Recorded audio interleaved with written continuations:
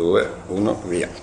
In questi giorni ci siamo accorti che la manutenzione del verde purtroppo ha creato alcuni problemi, perché ovviamente con solo 2 operai e pochi collaboratori socialmente utili è difficile fare la manutenzione dell'intero territorio comunale, soprattutto in questo periodo di fine primavera e inizio estate. Di fronte a questa difficoltà non c'erano molte scelte da prendere, perché le disponibilità economiche per noi, per le nostre amministrazioni comunali, sono sempre meno ed è sempre più difficile garantire i servizi. Allora ho proposto ai nostri dipendenti comunali, anche agli impiegati, perché non fare una giornata, dedicare qualche ora anche alla manutenzione del verde, anche a fare dei lavori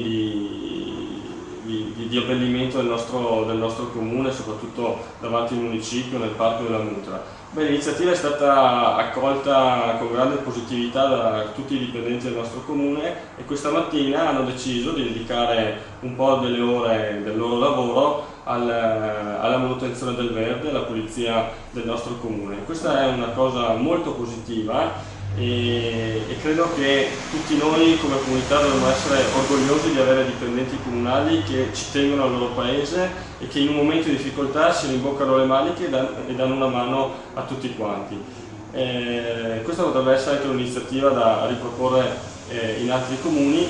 Voglio esprimere un sentito grazie ai nostri dipendenti, perché su base volontaria hanno deciso di rimboccarsi le maniche, di scendere nelle nostre aiuole e nelle nostre aree verdi e di fare bello il nostro paese. Ok.